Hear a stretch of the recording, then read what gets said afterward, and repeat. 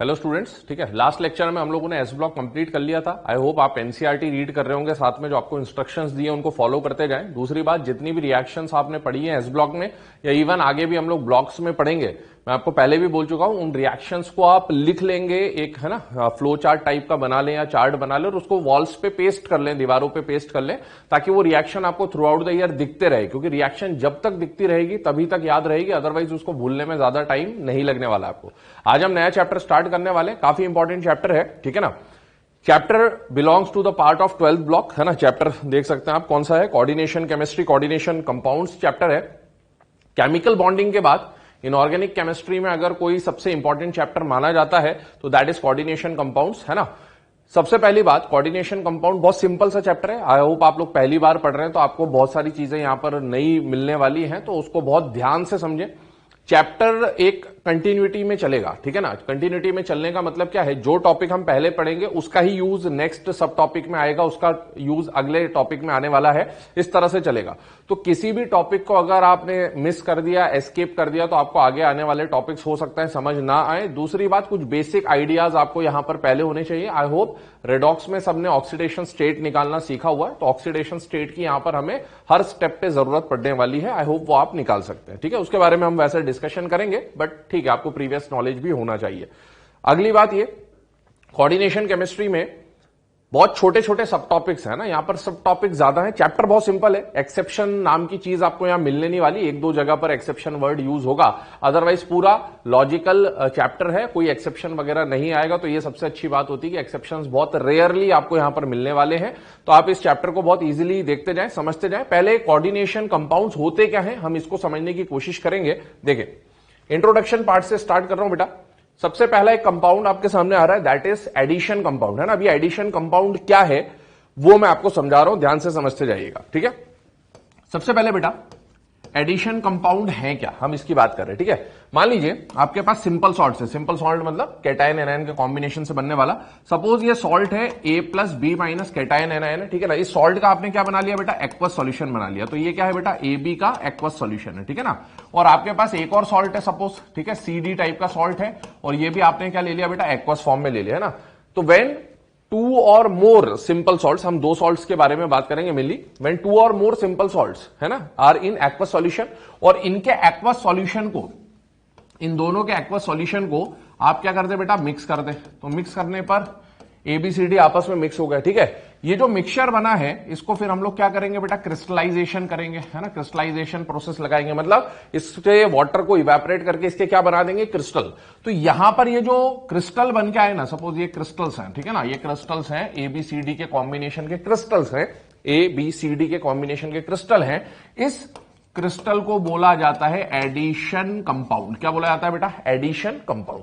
तो addition compound की definition क्या हो गई, दो या दो से ज्यादा सॉल्ट जब मिक्स किए जाते हैं एक्वस फॉर्म में और उसका क्रिस्टलाइजेशन करते हैं, तो जो क्रिस्टल आपको मिलता है that crystal is known as addition compound. अब आगे क्या, ये जो एडिशन कंपाउंड बना, ध्यान से सुनिएगा, ये जो एडिशन कंपाउंड बना इसके बारे में मैं आगे बताता हूं, पहले इसको डेफिनेशन को देख लें।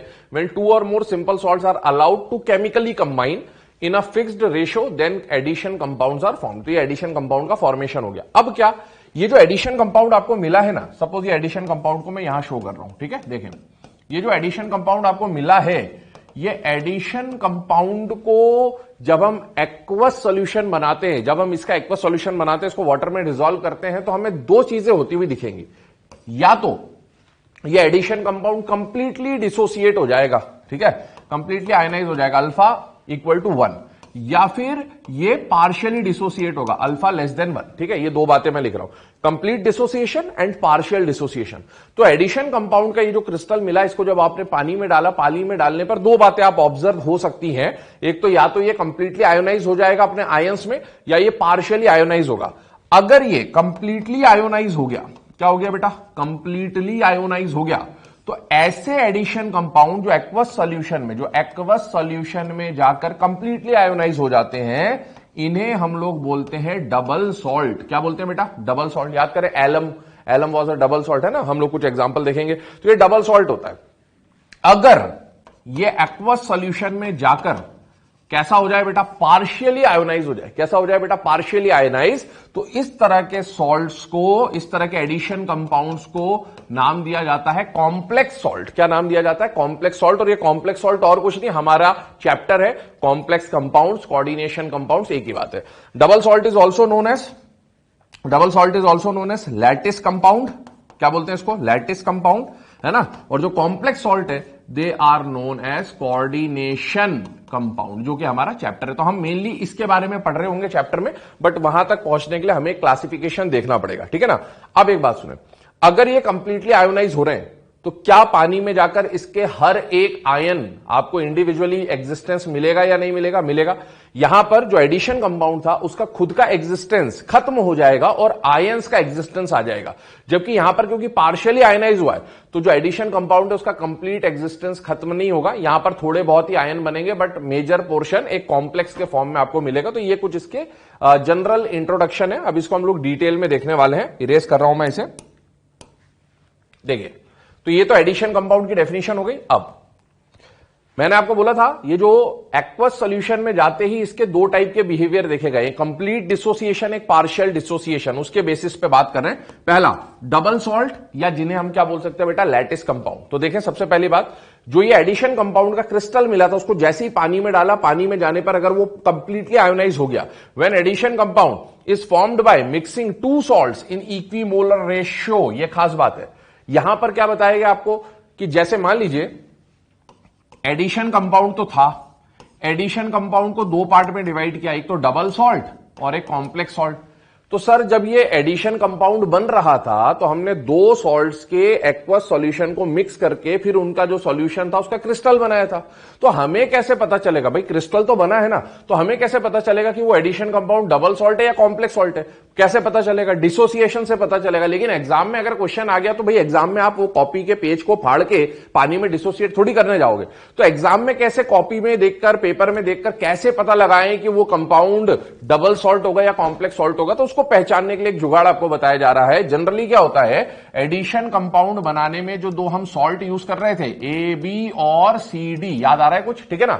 तो ए बी और सी डी का अगर रेशो मैंने इक्विमोलर रेशो लिया है, इक्विमोलर मतलब अगर इसका 1 मोल है तो इसका भी 1 मोल है, इसका 2 मोल है तो इसका भी 2 मोल है, 1:1 रेशो। इक्विमोलर रेशो में अगर आप मिक्स करके एडिशन कंपाउंड बनाते हैं तो वो एडिशन कंपाउंड जनरली कौन होता है, डबल सॉल्ट। लेकिन अगर दोनों में से कोई एक एक्सेस में आपने ले लिया तो ऐसा एडिशन कंपाउंड क्या कहलाता है बेटा, कॉम्प्लेक्स सॉल्ट। तो ये इक्विमोलर रेशो वाली बात आ गई। दूसरा, अगर डबल सॉल्ट बना है तो पानी में जाकर ये क्या हो जाएगा बेटा, कंप्लीटली आयोनाइज हो जाएगा। ये अपने सारे आयंस देगा। और आयंस को डिटेक्ट कैसे किया जाता है, उनके टेस्ट से। हर आयन का अलग अलग टेस्ट होता है लेबोरेटरी में, और उन टेस्ट से हम लोग डिटेक्ट कर सकते हैं कि वो आयन वहां पर सॉल्यूशन में अवेलेबल है या नहीं है। तीसरी बात, they lose their identity in aqueous solution. जब तक ये कंपाउंड के फॉर्म में था, ठीक है ना, एडिशन कंपाउंड के फॉर्म में था, तब तक तो ये क्रिस्टल था। लेकिन जैसे ही पानी में गया तो ये सारे कंपाउंड क्या हो गए बेटा, आयनाइज हो गए। तो कंपाउंड की आइडेंटिटी खत्म हो गई और आयंस की आइडेंटिटी आ जाएगी। इसीलिए they lose their identity in aqueous solution. देखें, एक एग्जांपल आपके सामने लिखा हुआ है, कार्नेलाइट, है ना। ये ओर का नाम है। किसका नाम है बेटा, ओर का नाम है। देखें, KCl.MgCl2.6H2O, कार्नेलाइट का फॉर्मूला याद रखें, KCl.MgCl2.6H2O। बेटा ये तो क्रिस्टल्स है, वाटर क्रिस्टलाइजेशन है। सॉल्ट दो हैं, एक और दो, ठीक है। अब क्या ये डबल सॉल्ट टाइप का या एडिशन कंपाउंड दिख रहा है या नहीं दिख रहा है? दिख रहा है ना। एक KCl लिया, एक्वस सॉल्यूशन, MgCl2 लिया, एक्वस सॉल्यूशन, दोनों को मिक्स करके क्रिस्टल बना दिया। ये क्रिस्टल बन के आ गया। पर यहां पर एक खास बात देखें, KCl के आगे मोल्स कितने दिख रहे हैं बेटा, 1, और MgCl2 के आगे भी मोल्स कितने दिख रहे हैं, 1। इसका मतलब दोनों का रेशो क्या है बेटा, 1:1 रेशो है। मतलब कैसा रेशो है, इक्विमोलर रेशो है। और अगर दो सॉल्ट्स इक्विमोलर रेशो में मिक्स किए गए हैं, इसका मतलब है कि जो बन के एडिशन कंपाउंड आएगा वो क्या बन के आएगा बेटा, डबल सॉल्ट बन के आएगा। दूसरी बात, जैसे इसको पानी में डाला तो पानी में जाकर डबल सॉल्ट क्या हो जाएगा, कंप्लीटली आयोनाइज। कंप्लीटली आयोनाइज होने का मतलब है ये K+ आयन देगा, ये Mg+ आयन देगा, और दोनों सॉल्ट्स में Cl और Cl कॉमन है तो Cl- आयन मिलेगा। अब आप देखो ये कैसे पता चला, अब लेबोरेटरी में चेक कैसे किया, ठीक है ना। जैसे ये कंपाउंड लिया, ठीक है। इस कंपाउंड को लेबोरेटरी में टेस्ट कैसे किया गया? भाई K प्लस को जो भी इसका टेस्ट है उसको देखा गया कि क्या K प्लस आयन प्रेजेंट है या नहीं है, तो इसका जो टेस्ट था वो वहां पर सक्सेसफुल हो गया। Mg+2 का टेस्ट सक्सेसफुल हो गया, Cl- का टेस्ट सक्सेसफुल हो गया। इनमें से स्पेशली Cl- की अगर मैं बात करूं तो देखिए आप लोगों ने पढ़ा भी होगा, बहुत इंपॉर्टेंट टेस्ट है। जब क्लोराइड आयन होता है तो उसके टेस्ट को, उसके प्रेसिपिटेशन को चेक कैसे किया जाता है? With the help of AgNO3। Excess AgNO3 दे दिया तो बेटा Cl- जो है वो Ag के साथ कंबाइन होकर क्या बना लेता है? AgCl, और AgCl के क्या मिल जाते हैं बेटा? आपको व्हाइट प्रेसिपिटेट मिल जाता है। क्या मिल जाता है बेटा? White precipitate. तो अगर किसी एक्वस सॉल्यूशन में AgNO3 मिलाने पर व्हाइट प्रेसिपिटेट मिल रहा है, मतलब वहां पर कौन प्रेजेंट होगा? क्लोराइड आयन प्रेजेंट होगा। तो इस तरह से पता चला कि ये कंपाउंड जो है ये वाटर में जाकर क्या हो जाता है? Completely dissociate. कंप्लीटली डिसोसिएट भी कैसे पता चला? भाई Cl- का अगर 1 मोल बनता, ध्यान से देखो यहां कितने Cl लिखे बेटा? 3 है ना, 1 मोल के लिए 1 Cl यहां, 2 Cl यहां, 3 मोल Cl- बन रहे। तो जब AgNO3 आप एक्सेस में मिलाओगे तो आपको 3 मोल ऑफ AgCl PPT मिलेगा। इससे पता चलता है कि तीनों क्लोराइड आयन क्या हो रहे हैं बेटा? डिसोसिएट हो रहे हैं। तो इस तरह से चेक किया गया कि यहां पर क्या हो रहा है? कंप्लीट डिसोसिएशन हो रहा है। तो यही हम बात कर रहे थे कि ये जो आपका डबल सॉल्ट है, ठीक है ना, इसने अपनी आइडेंटिटी लूज कर दी और सॉल्यूशन में अब किसकी आइडेंटिटी आ गई है बेटा? इंडिविजुअल आयंस की आइडेंटिटी आ रही है। कुछ और एग्जांपल यहां पर चेक कर रहे हैं, ध्यान से देखें। सेकेंड वाला ये जो एग्जांपल है मोहर सॉल्ट, है ना, बहुत इंपॉर्टेंट एग्जांपल है। नाम याद रखें, फॉर्मूला याद रखें। स्कूल्स में 12th के प्रैक्टिकल्स में जनरली पूछा जाता है क्वेश्चन। मोहर सॉल्ट, FAS का मतलब है फेरस अमोनियम सल्फेट। क्या नाम है बेटा? Ferrous ammonium sulphate. Ferrous Fe+2, ammonium, और दोनों के क्या आ रहे हैं बेटा? सल्फेट। तो NH4 twice SO4 ammonium sulphate, ferrous sulphate, और .6H2O को क्या बोलते हैं बेटा? मोहर सॉल्ट बोलते हैं। जैसे ही आप देखो पहचानने का तरीका, आपको तो एग्जाम में बस इतना लिख के दे दिया और पहचानना है कि भाई ये डबल सॉल्ट है या कॉम्प्लेक्स सॉल्ट है। तो एडिशन कंपाउंड, डॉट दिख रहा है बीच में, मतलब जुड़े हुए हैं 2 सॉल्ट, लेकिन डबल है या कॉम्प्लेक्स है। तो इसका कितने मोल्स है बेटा? 1, है ना, और FeSO4 का भी कितना मोल है? 1। दोनों का कैसा रेशो है? Equimolar ratio.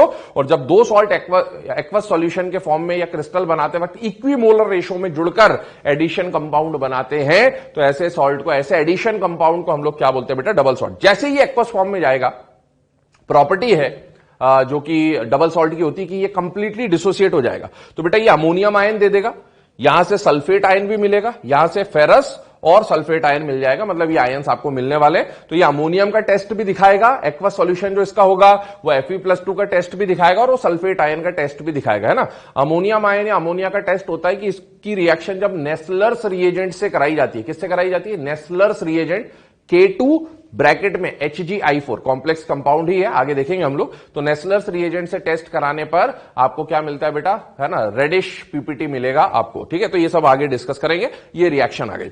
आगे देखें थर्ड एग्जाम्पल जो इसका आ रहा है, all alums are double salt. सारे के सारे एलम, कितने जो भी एलम हमने पढ़े, पोटैश एलम, क्रोम एलम पढ़े थे, याद करें, तो सारे के सारे एलम्स क्या होते हैं बेटा? डबल सॉल्ट होते हैं। मतलब ये भी एक्वस सॉल्यूशन में जाकर अपनी खुद की कंपाउंड की आइडेंटिटी लूज कर देंगे और आयंस में कन्वर्ट हो जाएंगे। चलिए, अभी हम लोगों ने बात करी कि जो एडिशन कंपाउंड था, ठीक है ना, इसको बनाया कैसे था? AB और CD, ठीक है। यहां पर था AB, यहां था CD, दोनों को मिक्स करा, मिक्स करके ABCD का सॉल्यूशन बना, उसका क्रिस्टल बनाया, तो क्रिस्टल क्या बन गया? Addition compound. अगर दोनों का इक्विमोलर रेशो लिया था, 1:1 रेशो लिया था, तो क्या बन रहा था बेटा? यहां से जो एडिशन कंपाउंड मिल रहा था उसको हमने क्या बोला? Double salt. और डबल सॉल्ट क्या हो रहा था? कंप्लीटली आयोनाइज हो रहा था, ठीक है ना।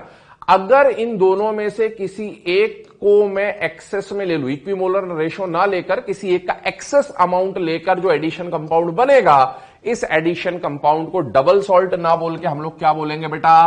Complex salt. क्या बोलेंगे बेटा? कॉम्प्लेक्स सॉल्ट, या फिर कोऑर्डिनेशन कंपाउंड बोलेंगे। तो अब हम उसी के ऊपर आ रहे हैं, चेक करिएगा। कॉम्प्लेक्स सॉल्ट, कोऑर्डिनेशन कंपाउंड से एक ही बात, और यही हमारा चैप्टर है, ठीक है ना। देखिए, when addition compound is formed by mixing two salts out of which any one is in excess ratio, दोनों में से कोई एक एक्सेस में अगर दिख रहा है, इसका मतलब है वो क्या बन रहा होगा बेटा? कॉम्प्लेक्स सॉल्ट बन रहा होगा। दूसरी बात, ये एक्वा सॉल्यूशन में जाकर डू नॉट कंप्लीटली आयोनाइज, ये पूरी तरह से आयोनाइज नहीं होगा, ध्यान रखें। तीसरी बात, they retain their identity in aqueous solution. Double salt जो इससे पहले हमने पढ़ा था उसने अपनी आइडेंटिटी लूज कर दी थी क्योंकि वो कंपाउंड पूरी तरह से आयोनाइज हो गया था, लेकिन यहां पर देखिए ये कंप्लीटली आयोनाइज नहीं हो रहा है, मतलब ये अपनी प्रॉपर्टी को थोड़ी बहुत अपनी आइडेंटिटी को रिटेन करेगा, सस्टेन करेगा। ध्यान रखें, एग्जाम्पल देखिए, एग्जाम्पल से समझते हैं क्योंकि हमारा चैप्टर ही यही है। देखिए एक ये सॉल्ट लिया, एक ये सॉल्ट लिया, दोनों का एक्वस फॉर्म ले लिया, ये AB है ये CD है। क्या दोनों में से कोई एक एक्सेस में दिख रहा है आपको बेटा? यस। अगर दो सिंपल सॉल्ट्स एक्सेस में कोई एक लिया गया है, दो में से किसी एक को एक्सेस में लिया गया है, इनका एक्वस सॉल्यूशन मिलाकर क्रिस्टलाइजेशन किया तो आपको एक एडिशन कंपाउंड मिला। ये जो डॉट करके हम लोग लिखते हैं ये सब क्या होता है? Addition compound. जैसे KCl डॉट MgCl2 हमने लिखा था, वाटर ऑफ क्रिस्टलाइजेशन नहीं दिखा रहा, ये डॉट आने का मतलब क्या? एडिशन कंपाउंड, ठीक है ना। अगर हम लोग ऐसा लिख दें K2SO4 डॉट Al2SO4 थ्राइस, है ना, तो ये क्या हो गया? हमारा एडिशन कंपाउंड हो गया। तो बेटा इन दोनों के मिक्सचर से, इन दोनों के कॉम्बिनेशन से बनने वाले एडिशन कंपाउंड को क्या लिख दिया? FeCN2 dot 4KCl। तो ये एडिशन कंपाउंड बन गया। लेकिन जब इस एडिशन कंपाउंड को पानी में मिलाया गया, जब इसका एक्वस सॉल्यूशन बनाया गया, तो क्योंकि हम लोगों ने इससे जस्ट पहले क्या पढ़ा है बेटा? डबल सॉल्ट, तो ये सोचा गया कि ये भी पानी में जब जाता, सुनना मेरी बात ध्यान से, जब ये पानी में जाता, एक्वस सॉल्यूशन में जाता, तो इसको भी क्या हो जाना चाहिए था? डबल सॉल्ट की तरह पूरी तरह आयोनाइज हो जाना चाहिए था। और आयोनाइज हो जाता तो ये पोटेशियम आयन देता, Fe+2 आयन देता और साइनाइड आयन देता। इसको इन सब के टेस्ट देने चाहिए थे। तो जब एक्वस सॉल्यूशन में चेक किया गया कि इसका जब एक्वस सॉल्यूशन बनाया गया है ना, अभी इसको भूल जाइए आप थोड़ी देर के लिए, इसको भूल जाइए, ठीक है। जब इसके एक्वस सॉल्यूशन में K+ का टेस्ट लगाया गया, टेस्ट सक्सेसफुल हो गया, सक्सेसफुल हो गया, इसका मतलब एक्वस सॉल्यूशन में K+ आयन प्रेजेंट है, तभी तो उसका टेस्ट सक्सेसफुल हुआ। फिर उसके एक्वस सॉल्यूशन में Fe+2 का जो भी टेस्ट होता है वो लगाया गया, टेस्ट लगाया गया तो टेस्ट अनसक्सेसफुल आ गया। क्या हो गया? अनसक्सेसफुल। अनसक्सेसफुल का मतलब Fe+2 आयन उस एक्वस सॉल्यूशन में प्रेजेंट नहीं होगा। और फिर उस एक्वस सॉल्यूशन में Cn- का टेस्ट लगाया गया, यह टेस्ट भी क्या आ गया? अनसक्सेसफुल आ गया। इसका मतलब है कि Cn- भी एक्वस सॉल्यूशन में प्रेजेंट नहीं है। अब साइंटिस्ट लोग चकरा गए, प्रॉब्लम आ गई। क्या प्रॉब्लम आ गई? कि भाई डबल सॉल्ट जो इससे पहले वाले जो एडिशन कंपाउंड थे तो वो भी एडिशन कंपाउंड है, तो ये भी एडिशन कंपाउंड, वो एडिशन कंपाउंड तो कंप्लीटली क्या हो रहे थे? आयोनाइज हो रहे थे। और ये एडिशन कंपाउंड जो है इसमें ये आयोनाइज हो गया, बाकी तो आयोनाइज नहीं हुआ। उन्हें लगा, हो सकता है एक्सपेरिमेंट करते वक्त कुछ गलतियां हो गई हो, वापस से 2-4 बार इस एक्सपेरिमेंट को फिर से परफॉर्म किया।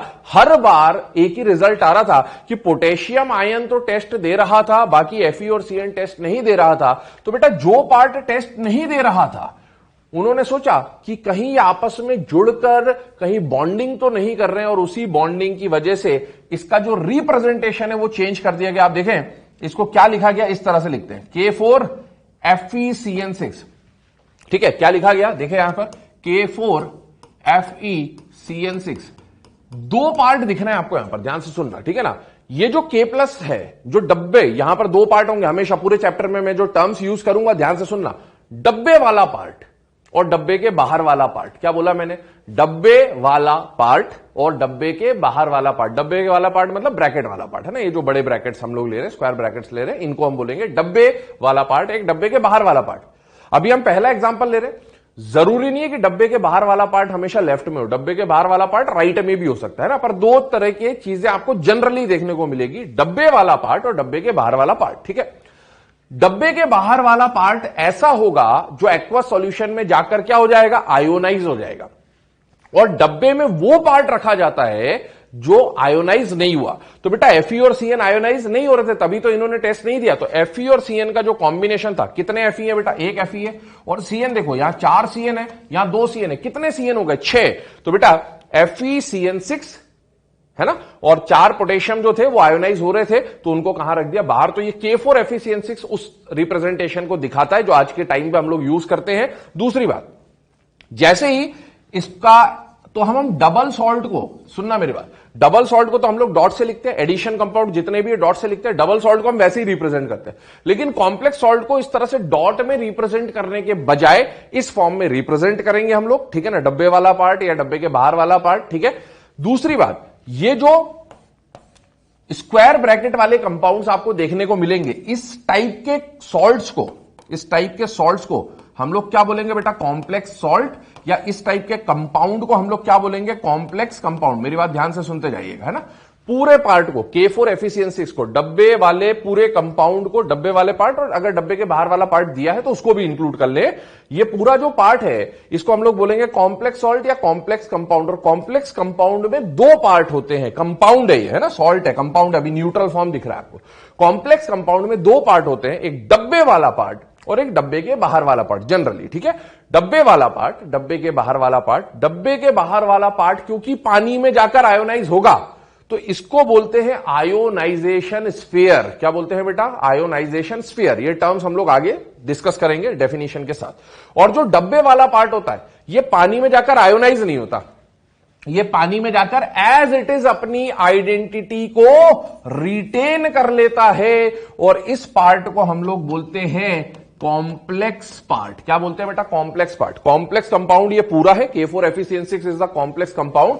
जो पार्ट आयोनाइज होगा उसको बोलेंगे आयोनाइजेशन स्फीयर, और बचा हुआ जो डब्बे वाला पार्ट है ये पानी में जाकर आयोनाइज नहीं हो रहा है, इसको बोलते हैं कोऑर्डिनेशन स्फीयर। क्या बोलते हैं बेटा, कोऑर्डिनेशन स्फीयर। दूसरी बात, ये जो पार्ट है अगर ये आयनिक फॉर्म में है, दो तरह की बातें हो सकती है। हो सकता है ये डब्बे वाला पार्ट न्यूट्रल आ जाए कहीं पर, और हो सकता है ये आयनिक फॉर्म में मिले। अगर ये आयन के फॉर्म में है तो इस पार्ट को क्या बोलते हैं बेटा, कॉम्प्लेक्स आयन। क्या बोलते हैं बेटा, कॉम्प्लेक्स आयन, ठीक है ना, कॉम्प्लेक्स आयन या कोऑर्डिनेशन स्फीयर, ठीक है। ये हम लोग अभी डिस्कशन करेंगे। तो ये इसका पार्ट आ गया। अब जब Fe+2 का इंडिविजुअल टेस्ट इसने नहीं दिखाया, Cn- का टेस्ट नहीं दिखाया, लेकिन जब FeCN6 4- आयन का टेस्ट लगाया गया तो उसका टेस्ट सक्सेसफुल आ गया, क्योंकि ये पानी के अंदर जाकर Fe और Cn अलग नहीं हुए, ये आपस में जुड़े हुए। तो इस पूरे का टेस्ट ये जरूर दिखाता है। चलिए आगे बात कर रहे हैं। कुछ बेसिक पॉइंट्स मैं आपको समझा रहा हूं, ध्यान से सुनना। K4FeCN6 ध्यान से देखते जाइएगा बेटा ना। मैंने अभी आपको बोला कुछ टर्म्स आएंगे। ये पूरा जो पार्ट है, इस पूरे पार्ट को हम लोग क्या बोल रहे हैं बेटा, कॉम्प्लेक्स कंपाउंड। क्या बोल रहे हैं बेटा, कॉम्प्लेक्स कंपाउंड, ठीक है।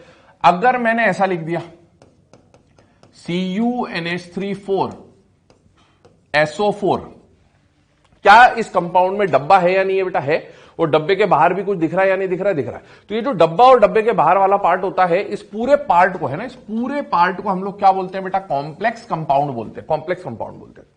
जनरली कॉम्प्लेक्स कंपाउंड में डब्बे के बाहर और डब्बे वाला पार्ट, डब्बा तो होगा ही होगा, डब्बे के बाहर वाला पार्ट हो सकता है, नहीं हो सकता। जैसे याद करें, आप लोगों ने रेडॉक्स रिएक्शन में कई बार ये कंपाउंड देखा होगा, है ना। इसके ऑक्सीडेशन स्टेट के लिए पूछते हैं क्या ये डब्बे वाला कंपाउंड है या नहीं है, पर इसके बाहर अंदर कुछ भी नहीं है, मतलब ये अकेला है, न्यूट्रल है ये, ठीक है ना। तो ये भी क्या है बेटा, कॉम्प्लेक्स कंपाउंड। तो ये जो पूरे पार्ट है, complex compound, complex compound, complex compound. Complex compound में जनरली दो पार्ट होते हैं, एक डब्बे वाला पार्ट, डब्बे वाला पार्ट, डब्बे वाला पार्ट, और डब्बे के बाहर वाला पार्ट, और डब्बे के बाहर वाला पार्ट। यहां पर कोई डब्बे के बाहर वाला पार्ट नहीं है, तो हो भी सकता है, नहीं भी हो सकता, बट जनरली डब्बा और डब्बे के बाहर वाला पार्ट मिलेगा, डब्बा जरूर मिलेगा आपको, ठीक है। जो डब्बे के बाहर वाला पार्ट होगा वो पानी में जाकर, जैसे इसका एक्वा सॉल्यूशन में बनाऊंगा, आयनाइज हो जाएगा। इसीलिए इस वाले पार्ट को बोलते हैं आयोनाइजेशन स्फीयर। क्या बोलते हैं बेटा, आयोनाइजेशन स्फीयर, क्योंकि ये आयनाइज हो जाता है। या फिर ऐसा भी बोल सकते हैं कि इसके और इसके बीच में आयनिक बॉन्ड है। कौन सा बॉन्ड है बेटा, आयनिक बॉन्ड है, तो इसीलिए इसको बोलते हैं आयोनाइजेशन स्फीयर। यहां पर डब्बे के बाहर वाला पार्ट कौन है बेटा, सल्फेट है, तो इसको यहां पर क्या बोला जाएगा, आयोनाइजेशन स्फीयर, ठीक है। जो डब्बे वाला पार्ट होता है इसको हम लोग बोलते हैं कोऑर्डिनेशन स्फीयर। क्या बोलते हैं बेटा, कोऑर्डिनेशन स्फीयर। डब्बे वाले पार्ट को हम लोग क्या बोलते हैं, कोऑर्डिनेशन स्फीयर। क्यों बोलते हैं कोऑर्डिनेशन स्फीयर, अभी बताऊंगा आपको। यहां पर ये आपका कोऑर्डिनेशन स्फीयर है, ठीक है ना। दूसरी बात, कोऑर्डिनेशन स्फीयर को कॉम्प्लेक्स आयन या कॉम्प्लेक्स पार्ट भी बोलते हैं, कॉम्प्लेक्स आयन या कॉम्प्लेक्स पार्ट भी बोलते हैं, क्योंकि ये आपस में जुड़े होते हैं। कॉम्प्लेक्स आयन क्यों बोला, क्योंकि इनके स्ट्रक्चर वगैरह या इनकी प्रॉपर्टी स्टार्टिंग में डिस्कस्ड नहीं थी, पता ही नहीं थी, डिस्कवर्ड नहीं थी, इसीलिए इसको उस वक्त पे कॉम्प्लेक्स आयन बोल दिया, ठीक है। अब सुने, दो बात हो गई, आयनाइजेशन स्फीयर, कोऑर्डिनेशन स्फीयर। ध्यान से सुनना, ये जो कोऑर्डिनेशन स्फीयर है, मतलब ये जो कॉम्प्लेक्स आयन है, मैं अभी आयन्स के बारे में बात कर रहा हूं, न्यूट्रल कंपाउंड में भी ये बात एप्लीकेबल हो जाएगी, बट मैं आयन कहने का मतलब है आप डब्बे वाले पार्ट को समझ लें, ठीक है ना, वेदर न्यूट्रल और इन आयनिक फॉर्म, ठीक है। ये जो कॉम्प्लेक्स आयन होता है, सुनने ध्यान से, जो कॉम्प्लेक्स आयन होता है इसमें आपको दो तरह की चीजें मिलेगी। किसमें दो तरह की चीजें मिलेगी, कॉम्प्लेक्स आयन में। यहां पर कॉम्प्लेक्स आयन कौन है, FeCN6, ध्यान से देखें, CN6 पे कितना चार्ज है बेटा 4 माइनस, है ना, चार्ज निकालना आना चाहिए आपको।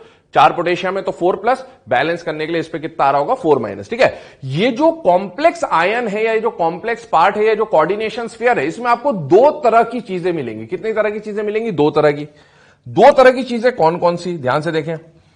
इसमें एक तो डब्बे के अंदर आपको क्या दिख रहा है बेटा? मेटल। क्या दिख रहा है बेटा? मेटल। क्या दिख रहा है बेटा? मेटल। देखो इस पूरे को देखो, K4FeCN6, क्या पोटेशियम मेटल है या नहीं है? है।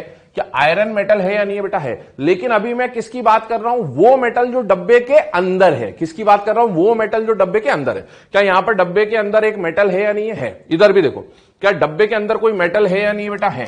क्या डब्बे के अंदर कोई मेटल है या नहीं बेटा? है। हमेशा कॉम्प्लेक्स कंपाउंड में डब्बे के अंदर आपको मेटल मिलेगा ही मिलेगा, ठीक है ना।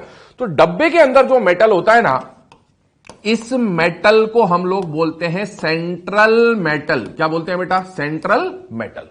आप देखो यहां निकल को क्या बोलेंगे? Central metal. पोटेशियम और आयरन में से सेंट्रल मेटल कौन कहलाएगा? मेटल ये भी है, मेटल ये भी, लेकिन सेंट्रल मेटल कौन? डब्बे के अंदर वाला। तो डब्बे के अंदर सेंट्रल मेटल, डब्बे के अंदर सेंट्रल मेटल। डब्बे के अंदर, मैंने बोला डब्बे के अंदर दो तरह की चीजें मिलेंगी। एक तो मेटल मिलेगा, कंफर्म है, ठीक है। मेटल को क्या बोलेंगे? Central metal.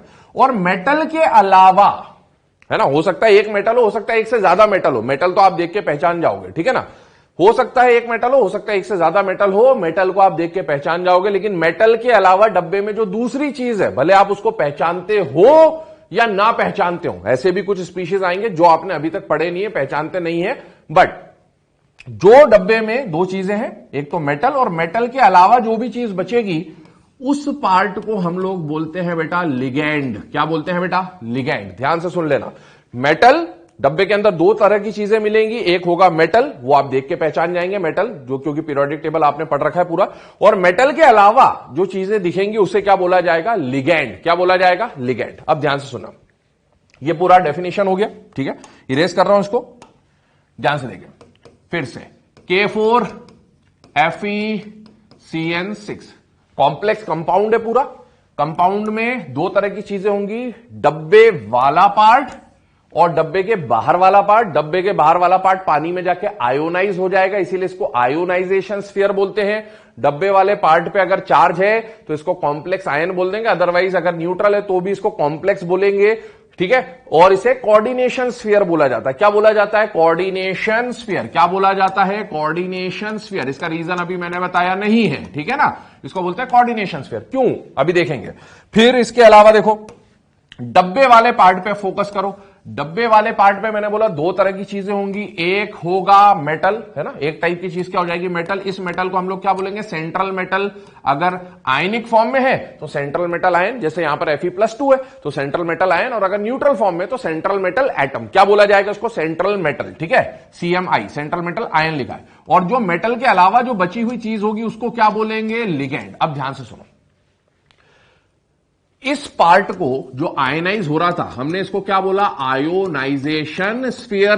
क्यों बोला? दो रीजन बोले, एक तो ये पानी में आयनाइज हो रहा था, दूसरा इसके और इसके बीच में, डब्बे के बाहर और डब्बे के अंदर, ये डब्बे वाले पार्ट में, डब्बे के बाहर और डब्बे वाले पार्ट में कौन सा बॉन्ड है? आयनिक बॉन्ड है। आयनिक बॉन्ड है, इसीलिए इसको क्या बोला? Ionisation sphere. लेकिन ये जो डब्बा वाला है ना पार्ट, इसमें बेटा Fe और Cn आपस में कैसे जुड़े हैं? ये भी तो जुड़े हैं, आपस में जुड़े हैं, बॉन्डेड है। तो इनके बीच में कौन सा बॉन्ड होता है बेटा? कोऑर्डिनेट बॉन्ड होता है। कौन सा बॉन्ड होता है? Coordinate bond. किस किस के बीच में? डब्बे के अंदर कौन होता है? सेंट्रल मेटल और लिगैंड। तो ये जो सेंट्रल मेटल होता है और ये जो लिगैंड होता है, इनके बीच में ये आपस में कैसे बाउंडेड होते हैं? कोऑर्डिनेट बॉन्ड से बाउंडेड होते हैं। इसीलिए इस पार्ट को कोऑर्डिनेशन स्फीयर बोला जाता है ना। कोऑर्डिनेशन स्फीयर क्यों बोला गया? क्योंकि सेंट्रल मेटल और लिगैंड, बाहर वाला नहीं, सिर्फ डब्बे के अंदर होता है ये, तो बाहर वाले को छोड़ दें, डब्बे में जो मेटल है, डब्बे में जो लिगैंड है, उनके बीच में कौन सा बॉन्ड मिलता है? कोऑर्डिनेट बॉन्ड मिलता है। और इसीलिए इस पूरे कंपाउंड को कोऑर्डिनेशन कंपाउंड बोलते हैं, क्योंकि यहां पर कोऑर्डिनेट बॉन्ड की भरमार होती, बहुत सारे कोऑर्डिनेट बॉन्ड आपको मिल सकते हैं, इसीलिए इन्हें कोऑर्डिनेशन कंपाउंड्स बोलते हैं। दूसरी बात, लिगैंड जो होते हैं, ध्यान से सुनना, कोऑर्डिनेट बॉन्ड कैसे बनता है? याद करें, अनइक्वल शेयरिंग, है ना, अनइक्वल कंट्रीब्यूशन से। एक होता है डोनर, एक होता है एक्सेप्टर। तो अब हम उसी की बात करें। ये जो लिगैंड्स होते हैं, ये लिगैंड्स किसकी तरह काम करते हैं बेटा? Lone pair donor. और जो सेंट्रल मेटल होता है, सेंट्रल मेटल किसकी तरह काम करता है? एक्सेप्टर। किसकी तरह काम करता है? एक्सेप्टर। ये जनरल कंडीशंस है, ठीक है ना। Ligand will act as a donor. Ligand किसका काम करेगा? देने का। किसका काम करेगा? देने का। सेंट्रल मेटल किसका काम करेगा? लेने का। क्या बोला मैंने? सेंट्रल मेटल किसका काम करेगा? लेने का, ठीक है। इस लेन देन से जो बॉन्ड बन रहा है, इस बॉन्ड को हम लोग क्या बोलेंगे बेटा? Coordinate bond. और यहां पर भरमार होती है कोऑर्डिनेट बॉन्ड्स की, 2, 4, 5, 6 कुछ भी हो सकते हैं, ठीक है। दूसरी बात, एक्सेप्ट करने के लिए मेटल के पास क्या होना चाहिए? खाली डब्बा, वेकेंट ऑर्बिटल। और इसीलिए वैसे तो ये कोई भी बना सकता है ना, S block, P block, D block, किसी के भी मेटल्स बना सकते हैं। बट जनरली आप देखोगे हम पूरे सिलेबस में जब कॉम्प्लेक्स कंपाउंड्स की बात करेंगे तो सेंट्रल मेटल मैक्सिमम जगह पर, ऑलमोस्ट हर जगह पर आपको सेंट्रल मेटल जो मिलेगा वो किसका मिलेगा? डी ब्लॉक का मिलेगा। किसका मिलेगा बेटा? डी ब्लॉक का। क्योंकि डी ब्लॉक के पास n-1 डी के साथ साथ nd भी अवेलेबल होता है, जिसमें वेकेंट ऑर्बिटल की कमी नहीं होती है, ठीक है ना। तो nd तो इनका हमेशा ही खाली होता है, तो इसीलिए ये एक्सेप्टर की तरह काम करेंगे। दूसरी बात, ध्यान से देखो, आप ध्यान से समझते जाइएगा अभी सारी चीजें। यहां पर K4Fe में अगर आपको ऑक्सीडेशन स्टेट निकालने को बोला जाए तो आई होप आपको पता है 4 पोटेशियम पे कितना आ जाएगा बेटा? +4। तो इस पूरे पार्ट पे, इस पूरे डब्बे वाले पार्ट पे कितना आ जाएगा बेटा? -4, ठीक है ना। साइनाइड आयन आप जानते हैं, यहां आयन नहीं बोल के क्या बोलेंगे? लिगैंड, है ना। फिर वो डिस्कस करेंगे हम लोग सारी बातें। Cn पे कितना चार्ज होता है? -1। तो 6 Cn पे कितना होगा बेटा? -6। और चार्ज रिप्रेजेंट कितना हो रहा है? -4। इसका मतलब Fe पे कितना चार्ज होगा बेटा? +2, ठीक है। ये Fe +2 है, ये मेटल हो गया। मेटल का काम यहां पर क्या होगा? लोन पेयर देने का या लेने का? तो लेने का। और लिगैंड कौन है बेटा? Cn का काम क्या होगा? लिगैंड का काम क्या होगा? लोन पेयर देने का। सुनते जाना ध्यान से। एक Cn-, ये जो मैं बता रहा हूं आपको, ये अभी आप मान के चले ऐसा होता है, इसकी कंडीशंस आगे डिस्कस करेंगे ना। कौन सा लिगैंड कितने लोन पेयर देता है? लिगैंड का काम क्या? देने का, लोन पेयर देने का, है ना।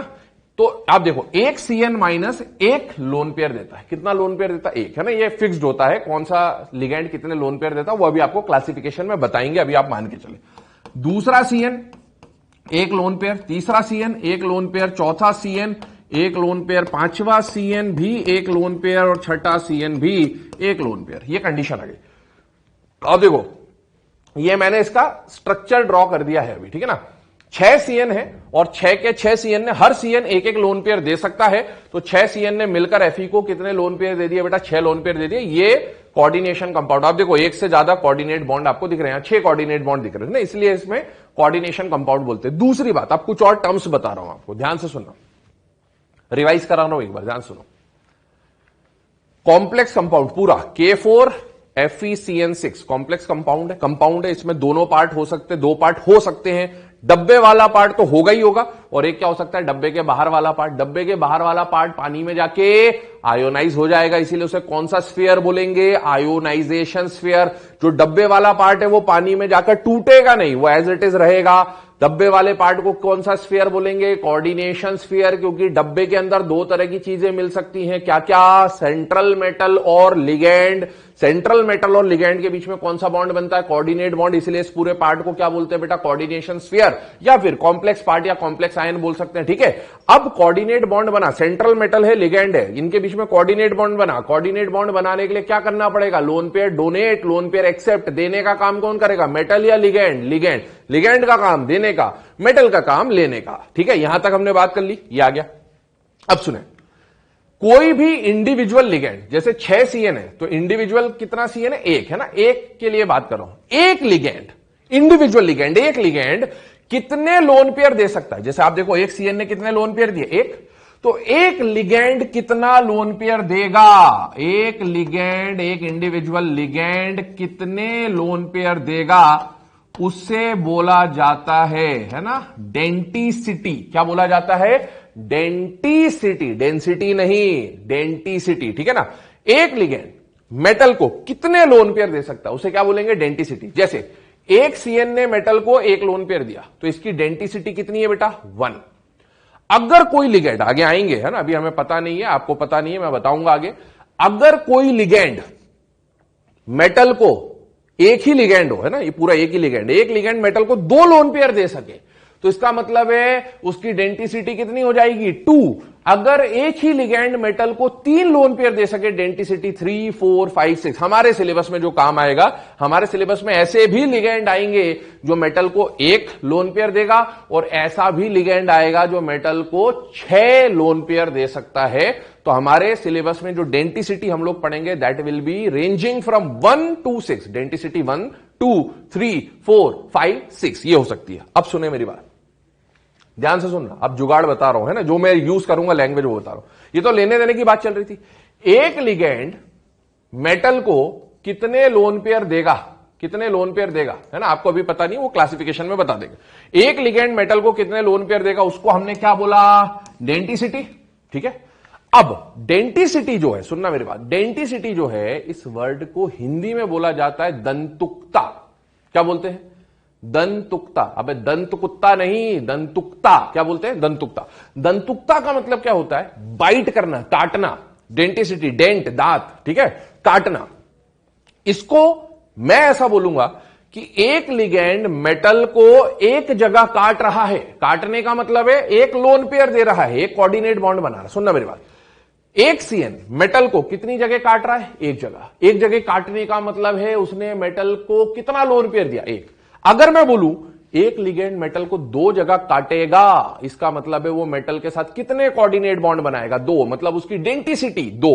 एक लिगैंड मेटल को 4 जगह काट रहा है, इसका मतलब है वो 4 लोन पेयर दे रहा है, उसकी डेंटिसिटी 4। एक लिगैंड मेटल को 6 जगह काटेगा, है हालत खराब कर दी काट काट के।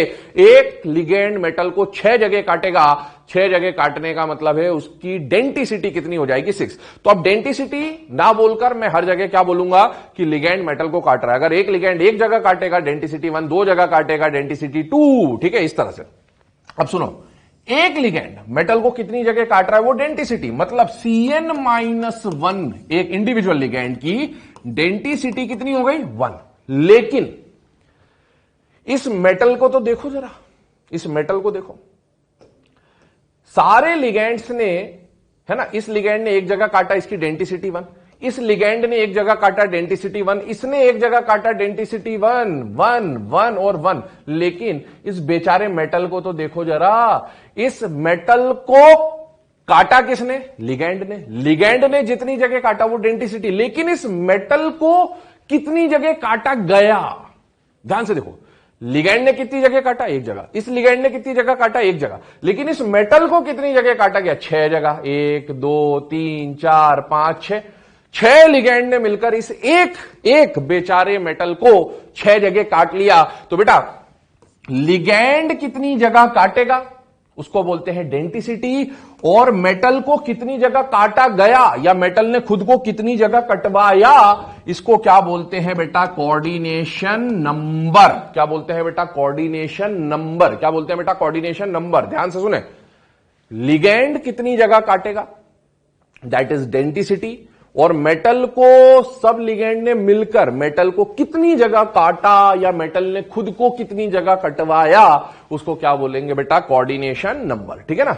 तो डेंटिसिटी टर्म किसके लिए यूज होगी, लिगैंड के लिए, and coordination number term will be used for central metal. ध्यान रखें, एक्सक्लूसिव टर्म्स है। कोऑर्डिनेशन नंबर जब भी पूछा जाएगा एग्जाम में, आता है क्वेश्चन, तो कोऑर्डिनेशन नंबर में दिमाग सीधे किस पे जाना चाहिए, मेटल, कि मेटल को कितनी जगह काटा गया। काटा जाने का मतलब है मेटल को कितने लोन पेयर मिले या मेटल ने कितने कोऑर्डिनेट बॉन्ड बनाए। आप देखो यहां मेटल को कितनी जगह काटा गया, 6 जगह, या मैं बोल दूं कि मेटल ने कितने लोन पेयर एक्सेप्ट किए, 6, या मेटल ने कितने कोऑर्डिनेट बॉन्ड फॉर्मेशन में पार्टिसिपेट किया, 6। मतलब यहां आयरन +2 का कोऑर्डिनेशन नंबर 6 है, और ऑक्सीडेशन स्टेट आप देख सकते हो आयरन पे क्या आ रहा है, +2। ठीक है, क्वेश्चन पूछा जाता है, ये क्वेश्चन बहुत कॉमन है, पहला क्वेश्चन जो बनता है वो यही बनता है कोऑर्डिनेशन केमिस्ट्री में, कि मेटल के लिए कोऑर्डिनेशन नंबर और ऑक्सीडेशन स्टेट निकालने। आपको एग्जाम में क्वेश्चन आएगा, कॉम्प्लेक्स दिया रहेगा K4Fe6, determine oxidation state and coordination number. सुनना मेरी बात ध्यान से, determine oxidation state and coordination number.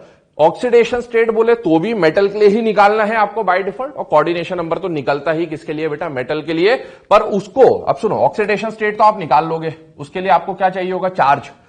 Coordination number निकालने के लिए ध्यान से सुनना, कोऑर्डिनेशन नंबर का मतलब क्या है, मेटल को कितनी जगह काटा गया, लेकिन कोऑर्डिनेशन नंबर निकालने के लिए आपको किसकी जरूरत पड़ेगी, डेंटिसिटी की, क्योंकि जो लिगैंड्स दिए होंगे कॉम्प्लेक्स में वो लिगेंड कितनी जगह काटने वाला है, एक जगह, दो जगह, चार जगह, उससे पता चलेगा कोऑर्डिनेशन नंबर क्या है मेटल का, क्योंकि मेटल को काटेगा कौन, लिगेंड, और लिगेंड ने कितनी जगह काटा उससे डिसाइड होगा कोऑर्डिनेशन नंबर। इसीलिए आपको लिगेंड्स की डेंटिसिटी की जरूरत पड़ेगी और वो हम पूरा एक क्लासिफिकेशन पढ़ेंगे बेटा, ठीक है। ये मैंने आपको डेफिनेशंस बता दी हैं, कुछ टर्म्स बता दिया, अब इसी को वन बाय वन हम डिस्कस कर रहे हैं, ध्यान से देखिए। Some important terms, one by one सारी बातें। पहली टर्म आ रही है बेटा कॉम्प्लेक्स आयन। कॉम्प्लेक्स आयन मतलब डब्बे वाला पार्ट, कॉम्प्लेक्स आयन मतलब डब्बे वाला पार्ट। कॉम्प्लेक्स कंपाउंड बोले मतलब डब्बा, और अगर डब्बे के बाहर कुछ है तो वो पूरा पार्ट कंपाउंड है, लेकिन आयन जब भी बोल दे या कॉम्प्लेक्स पार्ट बोल दे तो वो डब्बे वाला पार्ट है, ठीक है ना। द एग्रीगेट ऑफ, एग्रीगेट मतलब कॉम्बिनेशन, ठीक है ना, the combination of central metal and ligands. मैंने बोला था कि K4FeCN6 अगर मैं लिख रहा हूं, ठीक है ना, K4FeCN6 अगर मैं लिख रहा हूं तो ये डब्बे वाले पार्ट को हम क्या बोलेंगे, कॉम्प्लेक्स आयन। और डब्बे के अंदर दो तरह की चीजें मिलती हैं, एक तो मेटल और लिगेंड। तो बेटा मेटल और लिगेंड का जो कॉम्बिनेशन होता है उसी पार्ट को हम लोग क्या बोलते हैं, कॉम्प्लेक्स आयन, ठीक है। चलिए second definition, central metal atom या फिर ion. Central metal atom CMA या CMI दिख जाए शॉर्ट फॉर्म में कभी भी चैप्टर में, समझ जाइएगा सेंट्रल मेटल की बात हो रही। सेंट्रल मेटल कौन होता है, जो डब्बे के बाहर होता है या अंदर होता है, अंदर होता है। The metal present inside the complex ion is known as central metal atom या सेंट्रल मेटल आयन, ठीक है। तीसरी बात ऑक्सीडेशन स्टेट, ध्यान रखना कभी भी एग्जाम में क्वेश्चन आ जाए ऑक्सीडेशन स्टेट, अभी मैंने बोला था तो ऑक्सीडेशन स्टेट बाय डिफॉल्ट आपको मान के चलना है। जैसे रेडॉक्स में क्या होता है बेटा, जब है ना, जैसे मैं लिख दूं NiCO4, तो रेडॉक्स में अगर ऑक्सीडेशन स्टेट पूछना होता तो क्या कर देता है, अंडरलाइन करके देता है, या फिर ऐसे स्टार बना के देता है, तो आप समझ जाते हो इसका ऑक्सीडेशन स्टेट निकालना है। कॉम्प्लेक्स कंपाउंड में कभी भी ऐसा अंडरलाइन या स्टार बना के नहीं देगा, आपको मान के चलना है कि आपको ऑक्सीडेशन स्टेट किसकी निकालनी होती है बेटा, सेंट्रल मेटल की निकालनी होती है। तो ध्यान रखें, the charge present on central metal is known as its oxidation state. अगली बात कोऑर्डिनेशन नंबर, अगली बात क्या, कोऑर्डिनेशन नंबर। ध्यान सुने, कोऑर्डिनेशन नंबर मैंने बोला था किसके लिए यूज होगा, सेंट्रल मेटल के लिए। किसके लिए यूज होगा, सेंट्रल मेटल के लिए, है ना। अब सुनो, जैसे अभी K4FeCN6 की बात करी थी, तो K4FeCN6 में सेंट्रल मेटल कौन है बेटा, ये है ना, सेंट्रल मेटल ये है, लिगेंड ये है। लिगेंड का काम क्या है, लोन पेयर देने का, मेटल का काम क्या है, लोन पेयर देने का। ये लोन पेयर दे रहा है, इसका मतलब है इसको क्या बोलेंगे कि लिगेंड काटेगा और मेटल कटवाएगा। क्या बोला, लिगेंड काटेगा मेटल कटवाएगा। एक लिगेंड कितनी जगह काटेगा उसको बोलेंगे लिगेंड की डेंटिसिटी, और एक मेटल खुद को कितनी जगह कटवाएगा उसको क्या बोलेंगे, कोऑर्डिनेशन नंबर, ठीक है ना। तो देखें, मेटल खुद को कटवाएगा, इसका मतलब क्या है, लिगेंड कितने कोऑर्डिनेट बॉन्ड बना सकता है, या है ना, उसको बोलते हैं लिगेंड की डेंटिसिटी। एक लिगेंड कितने कोऑर्डिनेट बॉन्ड बनाएगा या कितने लोन पेयर देगा उसको बोलेंगे लिगेंड की डेंटिसिटी। और एक मेटल कितने कोऑर्डिनेट बॉन्ड बनाएगा, the number of coordinate bonds formed by central metal, या फिर एक मेटल कितने लोन पेयर एक्सेप्ट करेगा उसको बोला जाता है उस मेटल का कोऑर्डिनेशन नंबर, ठीक है। वो यहां पर क्या हो जाता है, 6, हम लोग जानते हैं इस केस में, ठीक है। आगे बात कर रहे हैं, next point is coordination sphere. तो बेटा ये जो कॉम्प्लेक्स आयन है और ये जो कोऑर्डिनेशन स्फीयर है एक ही बात है, सेम है ना, डब्बे वाला पार्ट। जब भी कॉम्प्लेक्स आयन या कोऑर्डिनेशन स्फीयर की बात आ जाए दिमाग में सीधे सीधे क्या आ जाएगा, डब्बे वाला पार्ट, ठीक है, लिख भी लेना आप लोग, डब्बे वाला part. Next is ionization sphere, है ना। कोऑर्डिनेशन स्फीयर डब्बे वाले पार्ट को क्यों बोलते हैं, क्योंकि वहां मेटल और लिगेंड के बीच में कौन सा बॉन्ड होता है, कोऑर्डिनेट बॉन्ड। और आयोनाइजेशन स्फीयर कौन सा पार्ट है, जो पानी में जाकर आयोनाइज हो जाता है। और ये पार्ट कौन सा होता है, डब्बे वाला या डब्बे के बाहर वाला। तो डब्बे के बाहर वाले पार्ट को हम लोग क्या बोलते हैं बेटा, आयोनाइजेशन स्फीयर। डेफिनेशन आपके सामने है, ionization sphere is also known as counter ion. क्या बोलते हैं इसको, काउंटर आयन। क्यों बोलते हैं काउंटर आयन, क्योंकि जो कोऑर्डिनेशन स्फीयर या कॉम्प्लेक्स आयन का जो चार्ज होता है ना, उस चार्ज को बैलेंस करने का काम कौन करता है, वो डब्बे के बाहर वाला पार्ट, वो उस चार्ज को काउंटर कर देता है, बैलेंस कर देता है, इसीलिए उसे काउंटर आयन भी कहा जाता है। नेक्स्ट लिगेंड्स, अभी मैंने बताया था कि डब्बे के अंदर K4FeCN6 है ना, डब्बे वाले पार्ट पे अगर आप फोकस करें तो डब्बे के अंदर दो तरह की चीज होती है, एक तो सेंट्रल मेटल, और मेटल के अलावा जो भी होगा, भले आप उसको पहचानते हो या ना पहचानते हो, वो क्या होगा, लिगेंड। तो लिगेंड कौन होता है, जो लोन पेयर देता है या लेता है, देता है ना, काटता है, ये काटने का काम करेगा, मतलब लोन पेयर देगा मेटल को, ऐसे काटेगा, ठीक है। तो देखो, those species which can donate lone pair to central atom is known as, central metal is known as ligand, ठीक है। और लिगैंड जो है वो कैसे भी हो सकते हैं, अलग अलग टाइप के लिगैंड है, क्लासिफिकेशन हम देखेंगे। लिगैंड कैन बी न्यूट्रल, है ना, कोई भी ऐसा न्यूट्रल स्पीशीज जो लोन पेयर दे सके वो भी लिगैंड हो सकता है। कोई ऐसा पॉजिटिवली चार्ज स्पीशीज जो लोन पेयर दे सके वो भी लिगैंड हो सकता है। और कोई नेगेटिवली चार्ज स्पीशीज जो लोन पेयर दे उसे भी क्या बोल सकते हैं, लिगैंड, ठीक है। और लिगैंड लोन पेयर देगा मतलब लिगैंड काटेगा, और एक लिगैंड कितने लोन पेयर देगा, इसका मतलब एक लिगैंड कितनी जगह काटेगा, उसको क्या बोलते हैं, डेंटिसिटी। ये अगली डेफिनेशन वही है। डेंटिसिटी किसके लिए यूज होगा, लिगैंड के लिए। किसके लिए यूज होगा, लिगैंड के लिए। कोऑर्डिनेशन नंबर किसके लिए यूज होगा, मेटल के लिए। एक लिगैंड कितनी जगह काटेगा वो है डेंटिसिटी, और एक मेटल को कितनी जगह काटा गया या मेटल ने खुद को कितनी जगह कटवाया, दैट इज कोऑर्डिनेशन नंबर। तो ये डेफिनेशंस होंगे बेटा, बेसिक पार्ट जो है कोऑर्डिनेशन केमिस्ट्री का, ठीक है, इसको ध्यान रखें। चलिए रिप्रेजेंटेशन वाले पार्ट पे आ रहे हैं। आप देखें ये डब्बे वाला पार्ट आपको शो कर रखा है, और एक हो सकता है डब्बे के बाहर वाला पार्ट हो या ना हो। डब्बे के बाहर वाला पार्ट आयनाइजेशन स्फीयर, या फिर इसको काउंटर आयन भी बोल सकते हैं। डब्बे वाले पार्ट को हम लोग क्या बोलेंगे, कोऑर्डिनेशन स्फीयर, ठीक है ना, क्या बोलेंगे, कोऑर्डिनेशन स्फीयर, या आयनिक फॉर्म में तो कॉम्प्लेक्स आयन, ठीक है। इसके अंदर दो तरह की चीजें होती हैं, एक होता है मेटल, जो डब्बे के अंदर मेटल होगा वो सेंट्रल मेटल, और मेटल के अलावा जो भी होगा वो क्या होगा, लिगैंड, है ना। एक्स मतलब नंबर ऑफ लिगैंड्स हो सकते हैं। तो ये इसका रिप्रेजेंटेशन हो गया, ठीक है। आगे देखें टाइप्स ऑफ कॉम्प्लेक्स, है ना, क्लासिफिकेशन है, बेसिक पॉइंट है। अभी का ये जो लेक्चर चल रहा है ना, फर्स्ट सेकंड लेक्चर जो आएंगे, है ना, ये ध्यान रखना, इसका जो भी कंटेंट है वो आप जब भी नेक्स्ट लेक्चर पढ़ने जाएं या देखने जाएं तो इसका कंटेंट याद होना चाहिए आपको, तभी आपको नेक्स्ट लेक्चर समझ में आएगा। मैंने बोला था ये कंटिन्यूटी में चलने वाला चैप्टर है बेटा। देखें complex can be classified on the basis of, पहला on the basis of type of ligand. जो कॉम्प्लेक्स है, जो डब्बा है, लिगैंड का होता है, डब्बे के अंदर होता है या बाहर होता है, अंदर होता है डब्बे के अंदर। तो डब्बे के अंदर जो लिगैंड है वो कैसे हैं अभी आपको समझ में आएगा किस टाइप से बात कर रहे हैं। सारे लिगैंड जो है वो सारे सेम है या अलग अलग लिगैंड है, उसके बेसिस पे हम लोग डिफाइन करते हैं कॉम्प्लेक्सेस को। देखें पहला आता है होमोलेप्टिक कॉम्प्लेक्स, दूसरा आता है हेट्रोलेप्टिक कॉम्प्लेक्स। नाम से समझ में आ रहा, होमो मतलब सेम, हेट्रो मतलब डिफरेंट। आ रही बात समझ में। अगर किसी कॉम्प्लेक्स में, एग्जांपल देखो ये रहा, एग्जांपल से समझ में आएगा बेटर। इसमें डब्बे वाला पार्ट देखो, डब्बे वाला पार्ट कौन है बेटा, Fe(CN6). कॉम्प्लेक्स पार्ट मतलब डब्बे वाला पार्ट, लिगैंड को देखना है, लिगैंड कहां मिलेगा, डब्बे के अंदर। डब्बे के अंदर एक तो हो गया मेटल, और मेटल के अलावा जो भी बचा वो कौन है, लिगैंड। यहां लिगैंड कौन है बेटा, Cn। क्या 6 के 6 लिगैंड, Cn 6 है, क्या 6 के 6 या सारे लिगैंड सेम ही है बेटा, यस। अगर सारे लिगैंड सेम है तो उस कॉम्प्लेक्स को बोलते हैं होमोलेप्टिक कॉम्प्लेक्स। क्या बोलते हैं, होमोलेप्टिक कॉम्प्लेक्स। जबकि इस कॉम्प्लेक्स को देखो, इसमें कोई डब्बे के बाहर वाला पार्ट तो है नहीं, इसमें सिर्फ डब्बा है। डब्बे के अंदर मैंने बोला था दो तरह की चीजें होती है, मेटल और लिगैंड। क्या इसमें कोई मेटल दिख रहा है, यस, आयरन मेटल है, ठीक है। Iron is central metal ion या सेंट्रल मेटल आइटम, जो भी हो सेंट्रल मेटल है, ठीक है। मेटल के अलावा जो भी दिखे, आप चाहे उसको पहचानते हो या ना पहचानते हो, आप पहचानते एक साइनाइड एक अमोनिया है, पर मेटल के अलावा जो भी दिखे डब्बे के अंदर वो क्या होगा, लिगैंड।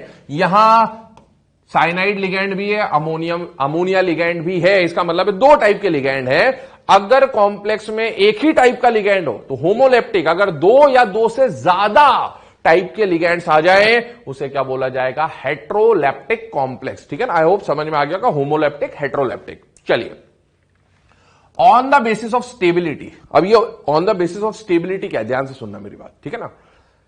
जो फर्स्ट स्लाइड हमने देखी थी, ध्यान से सुनना बेटा, है ना, वो क्या था, एडिशन कंपाउंड। याद करें, एडिशन कंपाउंड अगर पानी में जाके कंप्लीटली आयोनाइज हो रहा था तो उसको क्या बोल रहे थे बेटा, डबल सॉल्ट। आ रही बात समझ में। और अगर ये पार्शियली आयोनाइज हो रहा था तो इसे क्या बोल रहे थे हम लोग, कॉम्प्लेक्स सॉल्ट, है ना। और कॉम्प्लेक्स सॉल्ट जैसे मैंने लिखा K4FeCN6, ध्यान से सुनना, K4FeCN6। तो इसमें से ये वाला पार्ट तो आयोनाइज हो रहा था, लेकिन ये वाला पार्ट आयोनाइज नहीं हो रहा था, है ना।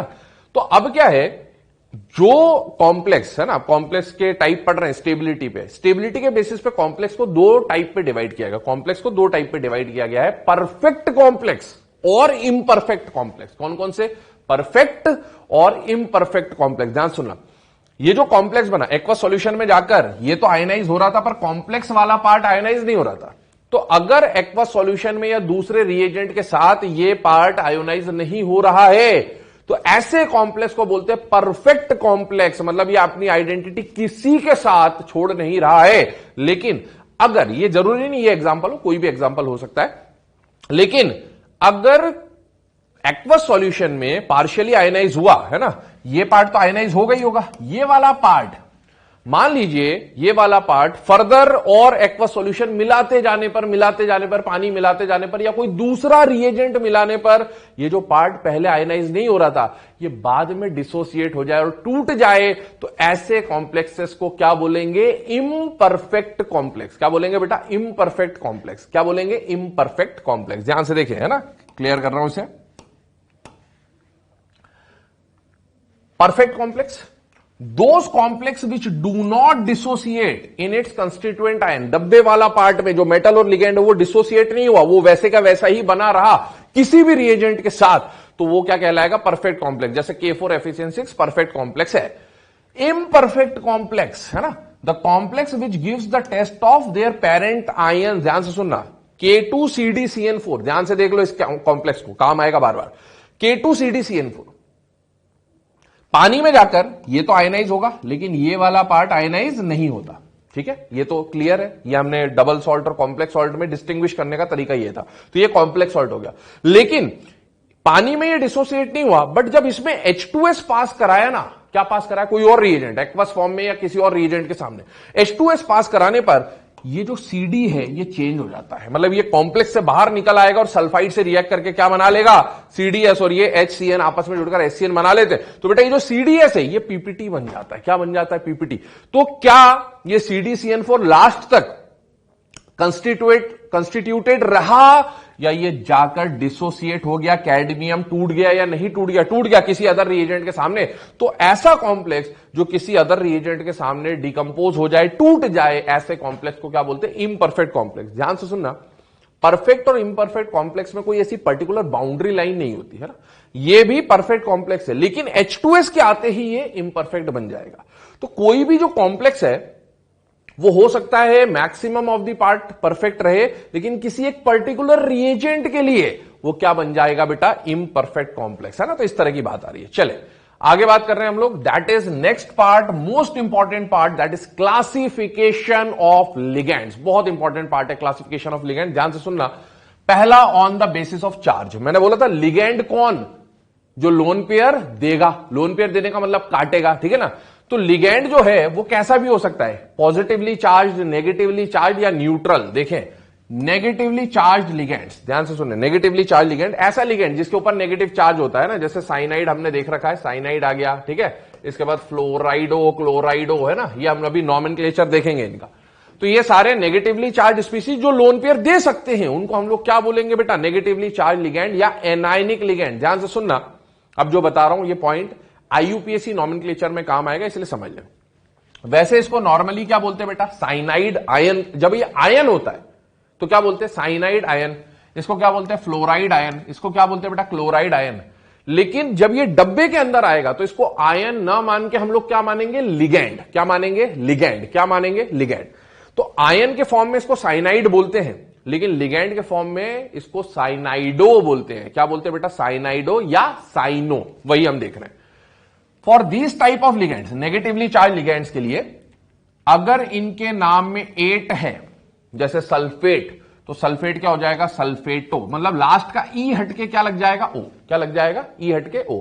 तो ये वो है जिनके नाम में क्या सफिक्स यूज करा जाता है बेटा? ओ सफिक्स यूज किया जाता है ना। ई हटा के ओ लगा दो। जैसे आइड है, साइनाइड, फ्लोराइड, क्लोराइड, तो ई हटा और ओ लगाया तो क्या हो जाएगा? साइनाइडो, फ्लोराइडो, क्लोराइडो, ठीक है ना। या फिर साइनाइड का, देखें, साइनाइड का सिर्फ ई हटा के ओ लगा दिया तो क्या बन गया? साइनाइडो। या फिर आप एक और काम कर सकते हैं कि पूरा आईडीई हटा दो और पूरा आईडीई हटा के ओ लगा दो, क्या बन जाएगा? साइनो, फ्लोरो, क्लोरो। ये भी हो सकता है। तो पूरा आईडीई हटा के क्या लगा सकते हैं? ओ लगा सकते हैं, ठीक है। ई है, ई हटा के ओ लगा दो, आइट, आइटो हो जाएगा, है ना। नाइट्राइट, नाइट्राइटो, ठीक है, इस तरह से। चल, तो अगर किसी भी लिगेंड के नाम के लास्ट में ओ दिख रहा है तो आप समझ जाएंगे उस लिगेंड पे चार्ज कैसा होगा, प्लस होगा, न्यूट्रल होगा या माइनस होगा, माइनस, क्योंकि लिगेंड के नाम के आखिरी में ओ तभी लगता है जब वो कैसा लिगेंड हो बेटा, नेगेटिवली चार्ज लिगेंड्स हो। अगला positively charge ligand. Positively charge ligand के नाम के एंड में भी सफिक्स लगता है। यहां पर हमने सफिक्स कौन सा यूज किया है बेटा, ओ। इनमें सफिक्स यूज आता है ईएम। कौन सा सफिक्स यूज आता है, ईएम। कौन सा सफिक्स यूज आता है, ईएम, ठीक है ना। जैसे फॉर एग्जाम्पल O2 प्लस, ठीक है, O2 अगर न्यूट्रल O2 होता तो ये डाइऑक्सीजन कहलाता है। क्या कहलाता है बेटा, डाइऑक्सीजन, डाइऑक्सीजन, ठीक है, न्यूट्रल।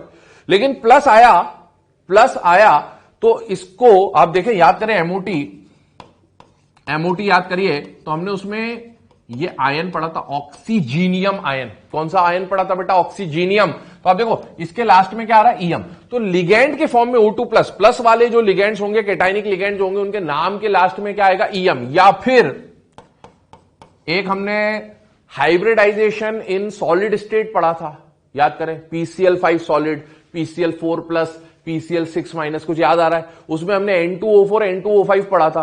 तो N2O5 जो था वो कैटाइनिक फॉर्म में NO2 प्लस रहता था। इस NO2 प्लस को यहां बोला जाएगा लिगेंड के फॉर्म में नाइट्रोनियम। क्या बोला जाएगा, नाइट्रोनियम। तो ईएम क्यों आ रहा है, क्योंकि ये कैसा लिगेंड होगा, कैटाइनिक लिगेंड होगा, पॉजिटिव लिगेंड होगा। और न्यूट्रल लिगेंड्स के लिए कोई सफिक्स यूज नहीं किया जाएगा, न्यूट्रल लिगेंड्स के लिए कोई सफिक्स यूज नहीं किया जाएगा। तो ये पूरा आज के लेक्चर में हमने कुछ ब्रीफ डिस्कशन किया। क्लासिफिकेशन ऑफ लिगेंड अभी खत्म नहीं हुआ है, अभी इसकी सिर्फ शुरुआत हुई है। अभी एक पॉइंट पे हमने इसको क्लासिफाई किया है चार्ज के बेसिस पे, है ना। चार्ज के बेसिस में नेगेटिव आ जाए तो ओ, पॉजिटिव लिगेंड हो तो ईएम, और न्यूट्रल हो तो एज इट इज नाम आ जाता है, ठीक है।